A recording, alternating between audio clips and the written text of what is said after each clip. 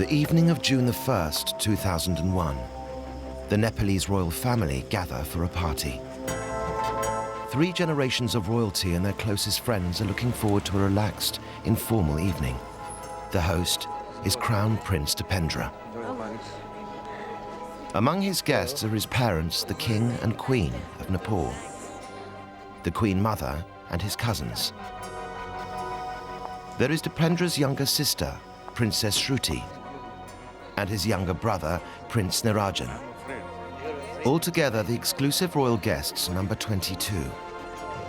But within little more than 1 hour from their arrival, most of these people will be lying dead or wounded in the bloodiest slaying of any royal family ever recorded. It was an act so horrific that it plunged the country into mourning, spawned a host of conspiracy theories, and eventually resulted in the political turmoil which shook Nepal in the spring of 2006. At the heart of this shattering event was the Crown Prince himself. What was going through his head on this fatal evening? What influences were at work? Why did it end in tragedy?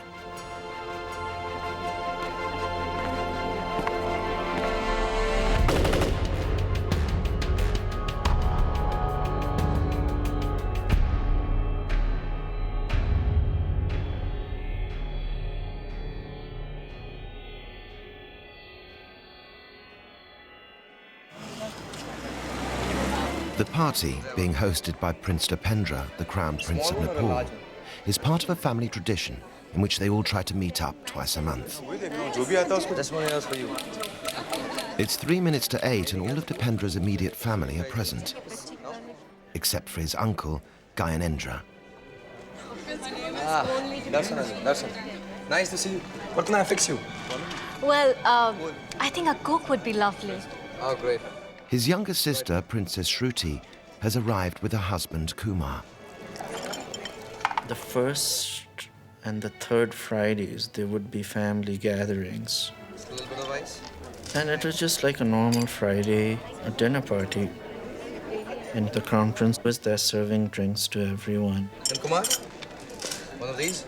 Just a small one. All right, coming up right away. Help yourself to some nibbles. For sure. There's an open buffet later on. Invitations to these gatherings are usually arranged at the last minute. But Dipendra's cousin remembers that the Crown Prince had wanted to know several days in advance if she would attend. This one else for you. He said, will you be there? Should I say you will be there? And that was the only unusual thing. Of course, I didn't think much about it until after the whole incident was over. And I started to wonder then, I mean, if it was all planned. Just excuse me for a few moments, right?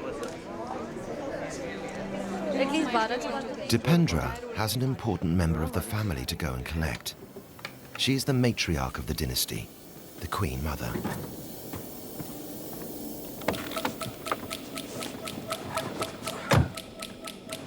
Dipendra is close to his grandmother, and the short drive to pick her up provides him with a break from entertaining, which has become more of a chore than a pleasure. Earlier in the evening, the frustrations of being Crown Prince had played on his mind. Because for many years, Dipendra has been wanting to marry a girl whom he has fallen in love with. Devyani Rana comes from a wealthy background far exceeding even that of the Nepalese royal family. Devyani is the great-granddaughter of the last Rana Prime Minister of Nepal, who wielded more power than the monarchy, and a man not fondly remembered by the Queen's family. Devyani's mother comes from an extremely rich and influential Indian family. For Dipendra's parents, these connections have the potential to inflame bitter memories, and so Devyani is not seen as a suitable future wife for their son. The Queen Mother shares this view.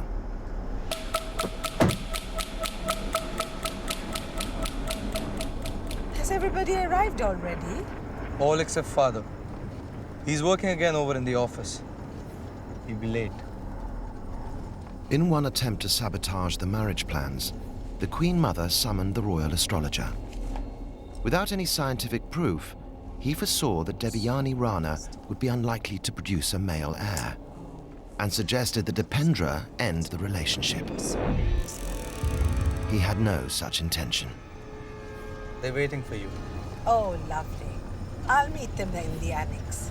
It can get a little noisy with your young ones in the billiard room.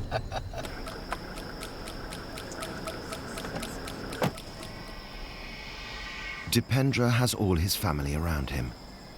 But the one person who is most important to him, Devayani Rana, is not allowed to be there.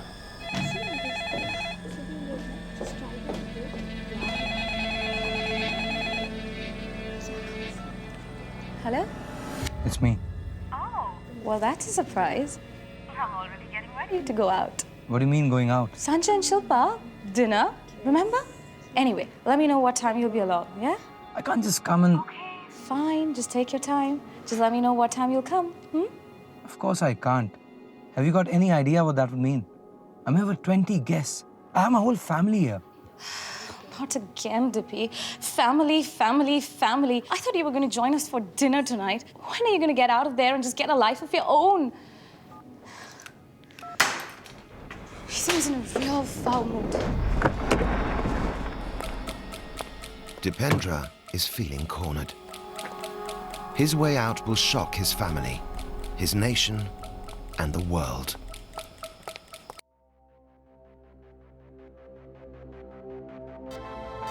There you go. There's your... Prince Dipendra, the Crown Prince of Nepal, is entertaining his closest family at his residence within the royal palace. Of all his relations, Dipendra is closest to his cousin, Paras. Ah, there you are. What do you want? Paras lives above the law. His hit-and-run driving once killed 2 motorists. I've been drinking whiskey. Then, he shot a bouncer in one of Kathmandu's nightclubs. No charges were brought. Cheers. Paras is Dipendra's only confidant. What happened with the talk with your parents? Oh, nothing. We've just been talking about the marriage. I spoke to mother and grandmother about it and this and no. I'll speak to His Majesty on Sunday about it. No one yet realizes quite how much Dipendra has been drinking. My shot? Corner pocket. Bad luck. Kumar Gorak is alarmed by Dipendra's behavior. All of a sudden, the Crown Prince started shooting out of turn and started saying, "Oh, I'm getting drunk." Losing my aim a bit. And just like all of a sudden, he went over to a sofa and was sitting there. Get me some of the specials. I'm in the billiards room. As soon as you can. There you go. Ah, thank you. Normally, he just smoked marijuana and hash, or a mixture of that in a cigarette. Although Dipendra is 29 years old, it is not considered proper for him even to smoke a cigarette in front of his parents or elders. But this evening, Dipendra will abandon all inhibitions. Most of the guests are unaware of Dipendra's condition.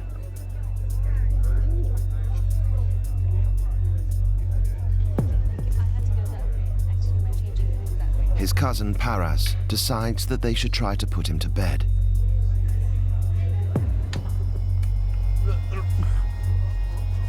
I'm fine. Carried him on the shoulders across like this. And I was at the back because his legs were dragging. Dipendra appears to be incapacitated. But when Paras asks for his gun belt, Dipendra's reply sounds coherent, and Kumar begins to wonder if it's all been an act. Better just take it easy, okay? I'll take your gun belt off. I'm not wearing one today. It came across pretty clear to me when he said, no, I'm not carrying anything today. There was no slurring or dragging of speech as one would normally speak when one would be drunk. In hindsight, it appears that maybe he wasn't really drunk as he made himself out to be. As Paras leaves Dipendra's joints, he spots an open drawer. Better remove these. Why bother? At the party, Dipendra's departure hasn't gone unnoticed. Perhaps it's an allergic reaction to something. May well be. He was perfectly fine when I was talking to him earlier. Maheshwar Singh, Dipendra's great-uncle, had been the first guest to arrive. He was in excellent mood. Very pleasant, nice. I mean, no signs of any drunkenness. Nothing at all. He was perfectly all right. Then he took me to the bar. He showed me the drinks and asked me what I would like to have. What would you want? I'll take a scotch. Ah, good choice. That's what I'm drinking. His Royal Highness poured me one. Some ice? Yes. And he showed me his glass, which was half empty. And he said he was also having famous grouse. Cheers. At that point, General Ravi, my brother-in-law, he walks in. He was the second man to arrive. And he was also asked to have a drink. Some scotch for you? Oh, sure. Dipendra is well known for being able to handle his drink. But now, just 1 hour later, he's barely conscious when Devyani rings him back. No. Hello? Dippy? Dippy? I can't hear you. I mean, you're kind of sounding strange. You don't seem like you're in the party. Are you? Oh, let me sleep. Dippy, can you tell me where?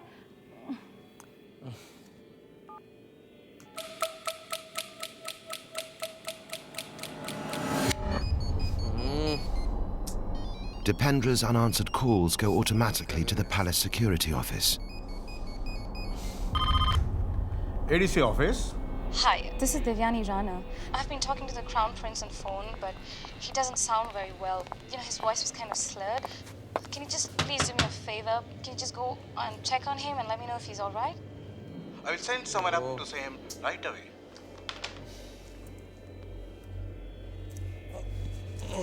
Let us help you off with this one. You'll be more comfortable.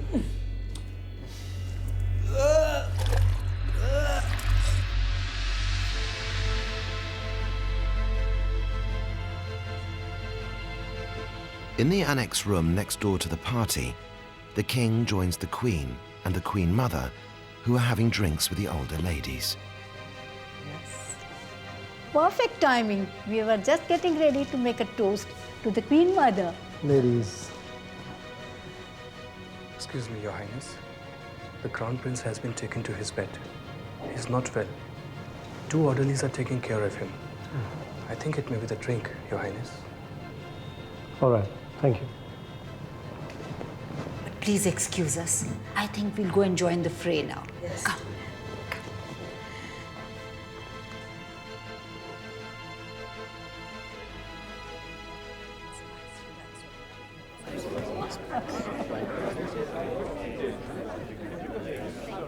It's the big button on the left that says on. I know that. He didn't drink that much. Did he? He has a lot on his mind at the moment.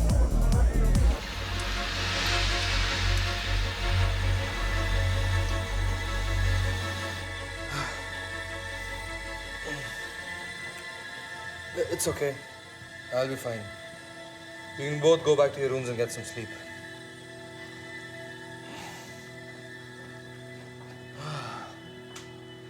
As well as his drinking, Dipendra is known to smoke large quantities of hashish.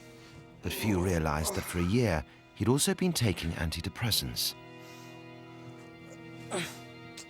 Doctors have been alerted to Dipendra's inability to respond well to stress, his lack of exercise, fluctuating body weight, and a fear of growing prematurely old.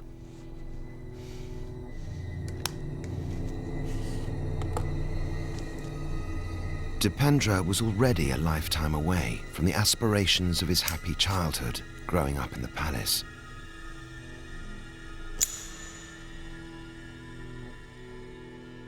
I knew His Royal Highness the Crown Prince from very young, when he was 5 years old. And he was one of the most charming and outgoing person. He was bright. In every subject, he was so clued up that you couldn't win him in any debate or any argument. He was like that. Prince Dipendra was conscious of the power he held.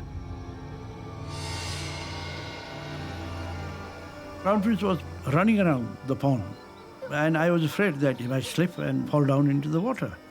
So I said, Royal Highness, don't do it, because you might fall down. But he didn't listen. And at that time he said, no, you can't order me. General, he said, General, you can't order me. At 16, following in his father's footsteps, Prince Dipendra enrolled at Eton in England to complete his secondary education. Many years previously, I'd been asked to be the King's tutor, and as a result of that, his father thought he would like to send his son to Eton and he'd like him to come to my house. So that's how that really came about. As well as his studies, Dipendra excelled at karate and became captain of the team. He never lost a match. In 1990, riots broke out in Kathmandu when India imposed an economic blockade, bringing great hardship to Nepal. Queen Aishwarya thought that her husband should take a tougher stance and asked for Dipendra to return home. I remember Dipendra, during these troubles, receiving a fax from his mother. And this really indicated to Dipendra that she was quite keen for him to come and really prop up his father, because she felt that the king was giving away too much of his power. And I think she felt possibly that he might even take over the reins. But she underestimated the respect Dipendra had for his father. Dipendra was absolutely appalled. He was so loyal to his father, so loving of his father, so loving of the nation, that he said to me, if I ever hear anything like this again, I'm going to really sever connections with my mother, because I could not bear to in any way affect my father. His father, King Birendra, gave in to the riots and took the first steps to usher in democracy. Dipendra was 19 years old and ready to stride out into adulthood. He wanted to marry his teenage sweetheart, Supriya Shah, a great niece of the Queen Mother.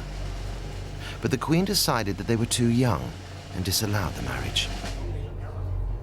With no specific role to fulfill, Dipendra set out on a military career. His unbending sense of duty captured in a poem he wrote. Left bonds of love and affection, having duty understood. If needed, soaked in blood, be ready to fight I would. To flames reduce, will lightning halt, spray with blood I will. On this uniform, the country's vermilion, shake this earth I will.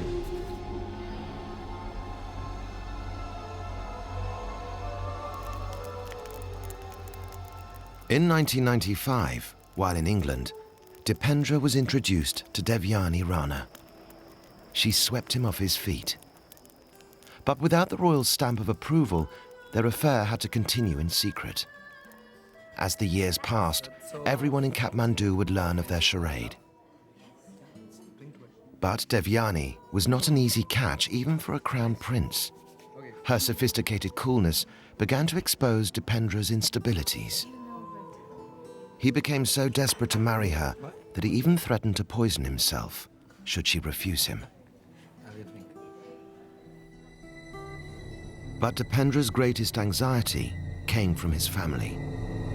They knew that he was likely to disobey them and try to marry Devyani, but they also knew that they could always cut off his allowance, leaving him penniless. Dipendra is trapped. The elders of the royal family are all aware of Dipendra's agony, but there appears to be no obvious compromise. I'm having a talk with him this Sunday. Perhaps that will at least clear the air. He wasn't exactly forthcoming at lunch today. And he just sat in silence at tea this afternoon. But then he had this evening to think about, so... He's sulking. You know how young people are. They want everything to happen in an instant. If only it was that simple. In my experience, these things just never go away.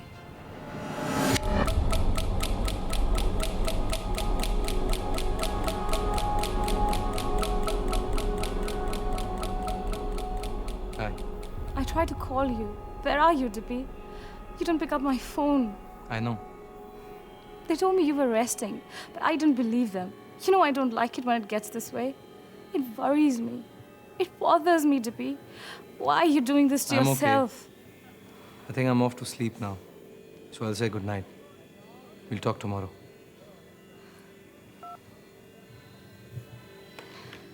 Good night, Dippy.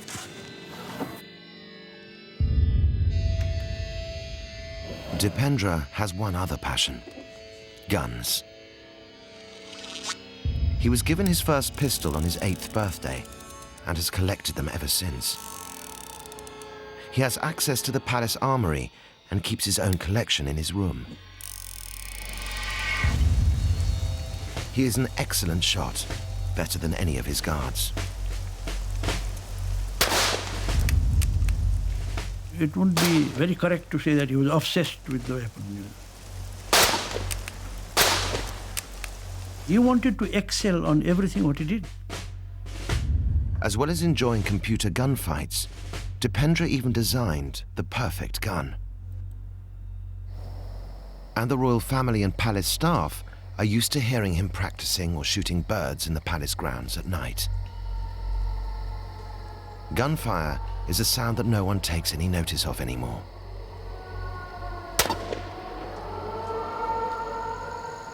Go get the bird. Hurry up. I knew he liked guns, and he talked about guns a lot. That was his favorite topic, and I also knew he was a good shot, and he trained himself to use both hands.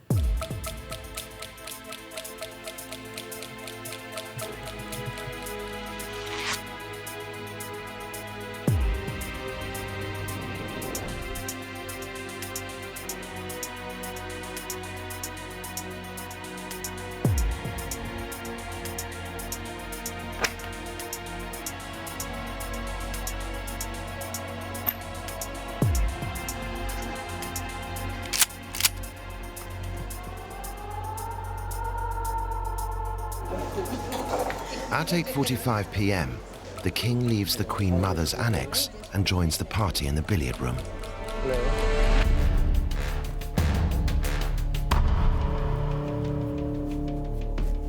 How are you? Oh, very well.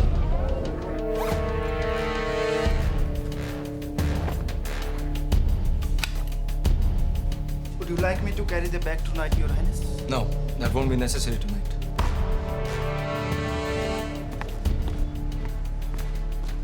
For the Nepalese royal family, time is running out.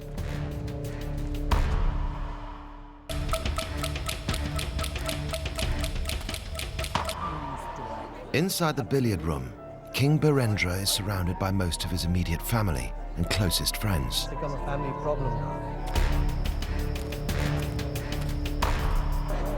Everyone thinks that Crown Prince Dipendra has taken to his bed. Could you please give me my cigar, please?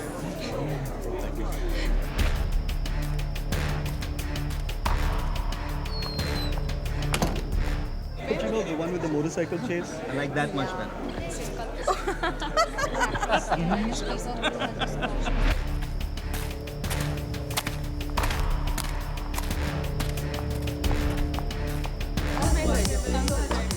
You don't want to join the disco at the top end?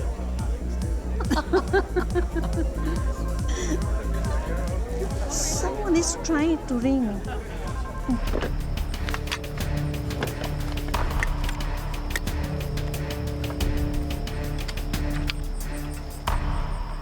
Kidnap one tourist and we are success. They run and hide in the hell village. It's always like this before the monsoon. It's sure to break soon. And then it will be the rain that wakes up. And then the innocents suffer. And you know what that leads to?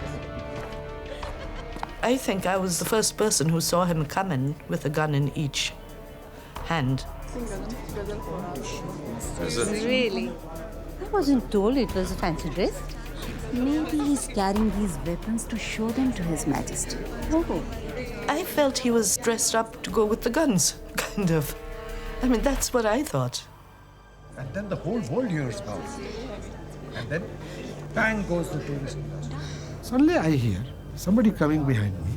I turned around over my shoulder and looked, and found to my surprise that this was His Royal Highness with an automatic rifle in his right hand and dressed in army fatigue. Hey, what's up? What's all this? Yes. Suddenly I hear bang, bang. Just wait. It was such a shock when he lifted the gun and shot at his father.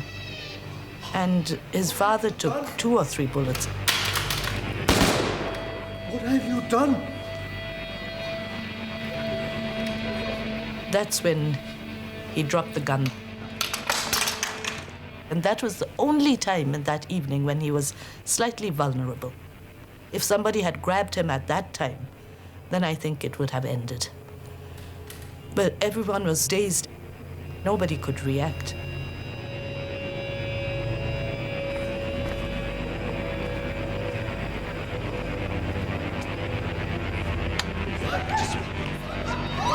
Captain Rajiv Shahi, a trained military doctor, tries to stem the flow of blood with his jacket.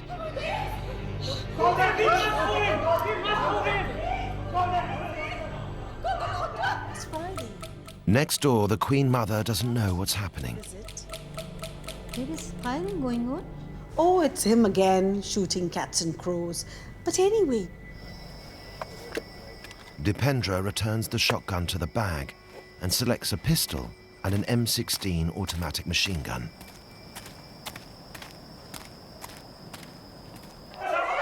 Inside, most of the royal family believe the gun must have gone off by accident. No one is prepared when Dipendra re-enters the room.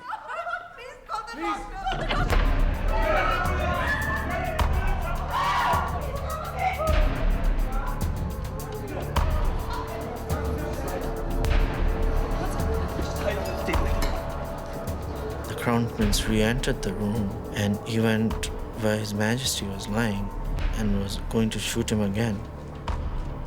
Enough. Prince Dipendra, the king's brother, tries to end the violence. Now give me that gun. He shot him point blank. He literally flew and landed a couple of feet back. His uncle Kumar Khadga is the next victim.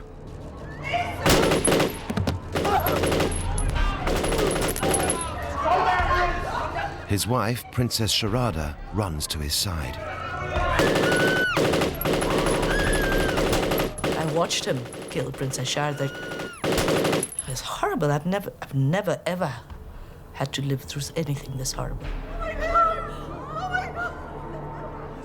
It was as if he knew exactly who he was shooting at, you know? It was so focused and just going boom, boom.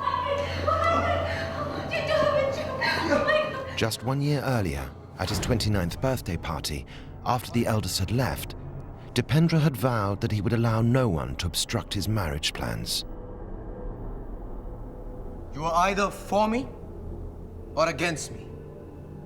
Anyone not in favor of my plans or what I want to do can leave now. I mean what I say. I'll kill anyone, any of you, if you so much as stand in my way. It was a threat no one could take seriously until his younger sister, Princess Shruti, who was pregnant at the time, spoke out against him. You cannot talk to your own family like this. It's not about threats. How can you be so selfish? And what do you know about marriage anyway? I know!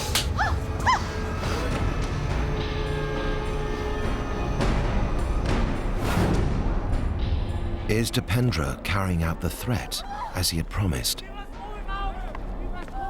Everyone would try to reason with them as to why he would be marrying this girl, or why he should continue the traditions of the family. All of them were targeted, I believe. Kumar becomes the next victim. When our eyes met, I thought for a second maybe he was hesitating. But then the next thing I know, I had been hit. What was that? Better check it out right away. At first, the security staff are alerted by shouts coming from Dipendra's residence. Dipendra's younger sister, Princess Shruti, now lies within his sights. Then he aimed at my wife. He shot her. And I actually felt her strength give way. Kumar believes his time is up. He was out there spraying bullets like a madman. Sir, I can hear shots. All units, immediately. Emergency. Only now does the palace security realize there's a crisis. Maheshwar Singh takes a chance and runs for cover to the far end of the room. Actually, I pretended as if I was hit, or, I purposely played that, yes. That was the whole idea. His brother-in-law, Rabbi Shamshir, follows him.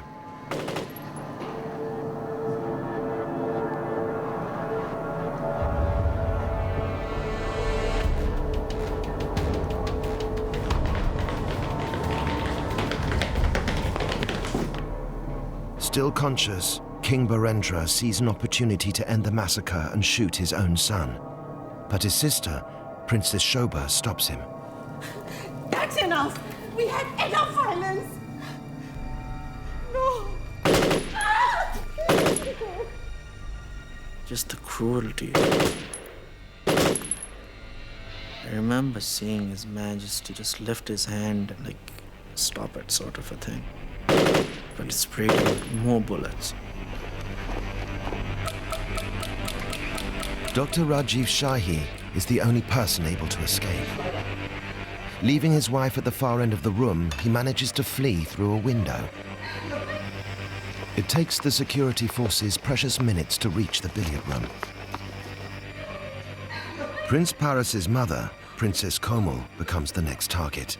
Miraculously, she will survive. But the king's sister, Princess Shanti, is killed immediately. Down, just lie down. Dipendra's second cousin, Princess Jayanti, tries to call for help.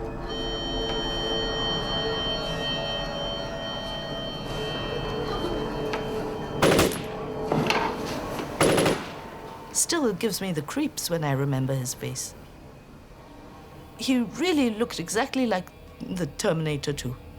Absolutely expressionless, but very concentrated. And it's his look that frightened me more, actually, than being shot at.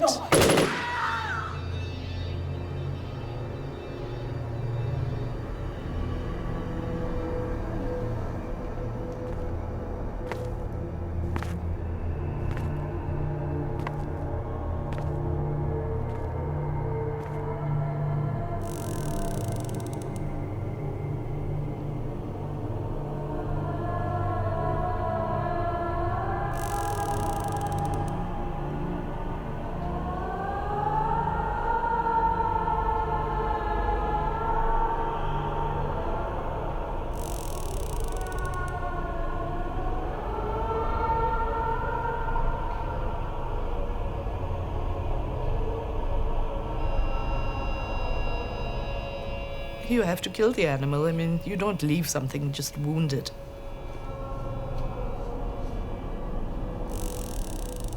I think because the blood went all over my face and my head, I think he thought he had killed me also.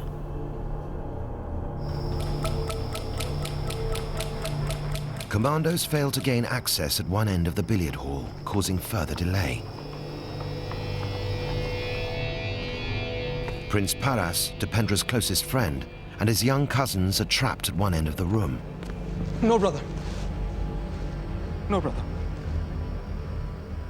No. What are you doing? Please. Just go from here. You're the only ones here.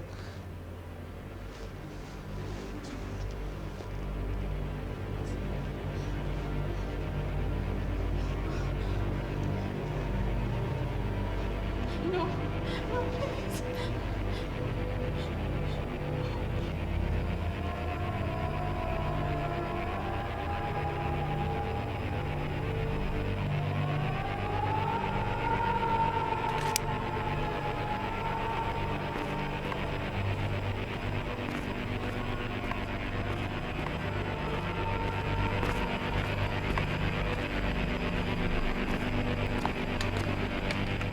I saw him go out into the garden. Then I saw the Queen go after him. Stop. Please And stop. then I saw Nirajan rushing after her too. Don't I go even called out to after Isa, him. don't.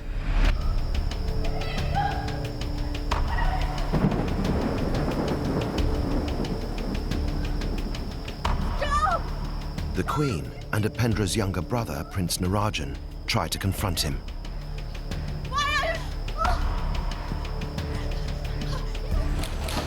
Out there. Military units finally gain access to the room. Prince Paras takes command. First take their majesties, then take the injured. Leave the dead for now. King Birendra is still alive. Escort these people out. Where's the majesty? The king's brother, Prince Dipendra, lies paralyzed. I know it's difficult. I know you're in pain. But help is on its way. We'll soon take you to the hospital. Just try and keep on top of it, okay?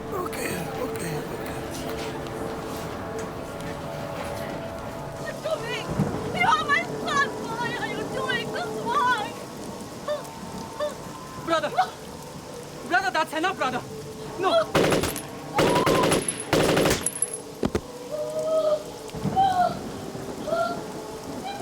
Stop, Dipendra!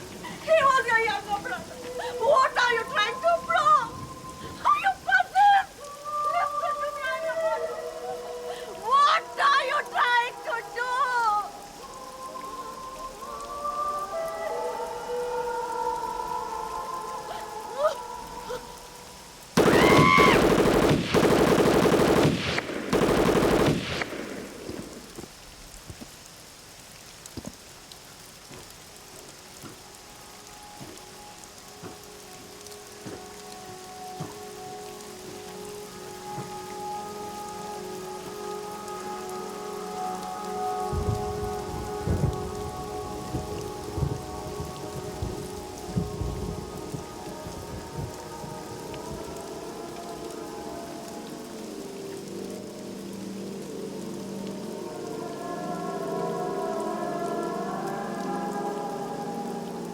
Left bonds of love and affection, having duty understood.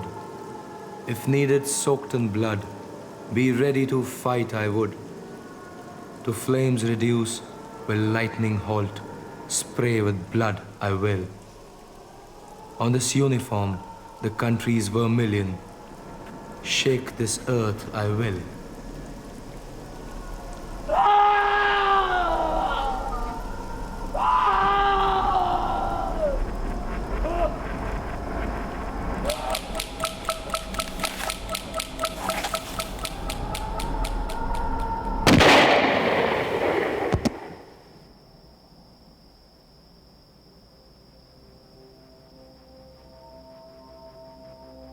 A single bullet to the side of his head brings Crown Prince Dipendra to the ground and an end to the violence. 13 members of the Nepalese Royal Family now lie dead or wounded. He shot himself. He shot himself. What about Her Majesty and Prince Narayan? Prince Narayan's been shot. And so is the Queen.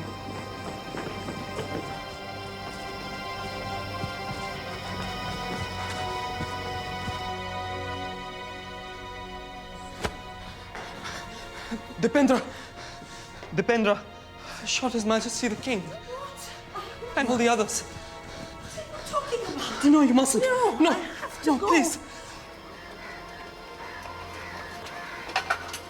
It is a tragedy which will have far-reaching consequences.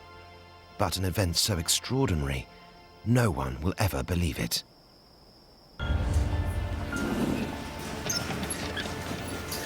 King Birendra is rushed to the military hospital in Kathmandu. Although he has multiple wounds, he is still alive, but only just. Quickly, quickly, bring him in here, quickly. This way, come. Get some more oxygen, quick. He's lost a lot of blood. This is not looking good. What's your reading? King Birendra was the nicest, kindest person I've ever met in my life. Check his pulse. In Nepal, they say he is a reincarnation of Vishnu, and I think he really was. I'm afraid there's no hope. At 9:15 p.m., King Birendra is pronounced dead. The lifeless bodies of Queen Aishwarya and Prince Narayan are delivered to the trauma ward. Princess Shruti died within minutes of her arrival. She was only 25 and left behind 2 daughters.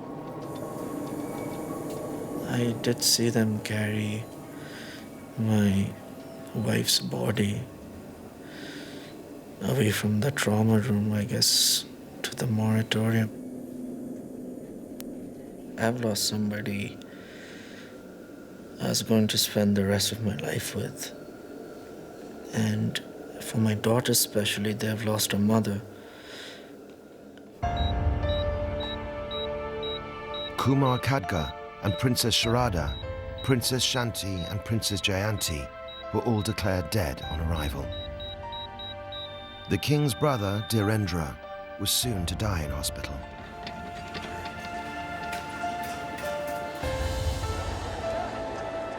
The following day, Saturday the 2nd of June 2001, the country of Nepal woke up to the tragic news. The royal victims were cremated that day. But Crown Prince Dipendra was still alive and placed on a mechanical ventilator. As his family was cremated, he was proclaimed king.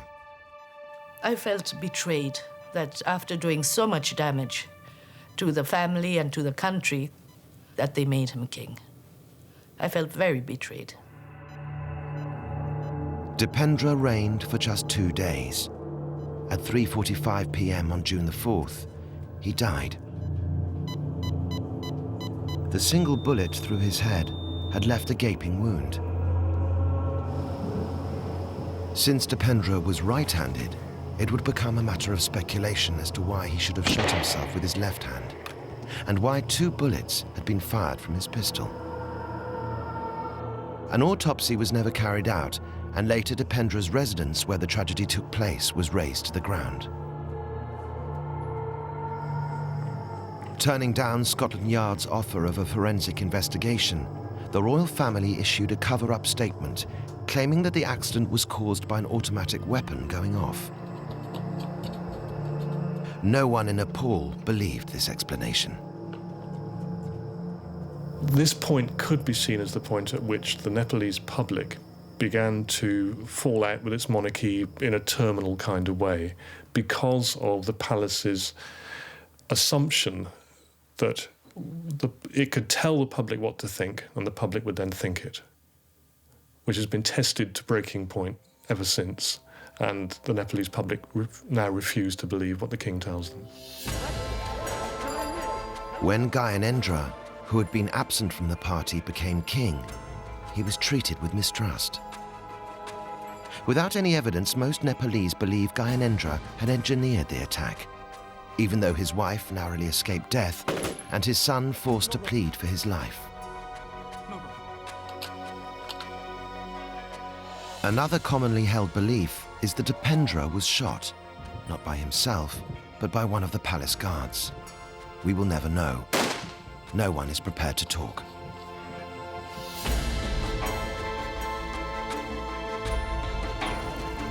In either event, The evidence does not point at a conspiracy, but to a personal catastrophe, which would weaken the monarchy and strengthen the march to democracy. I've never, ever had to live through anything this horrible. But the thing is, I'm glad I was there. If I hadn't seen it with my own eyes, I might have been like the rest of the people of Nepal, found it impossible to believe.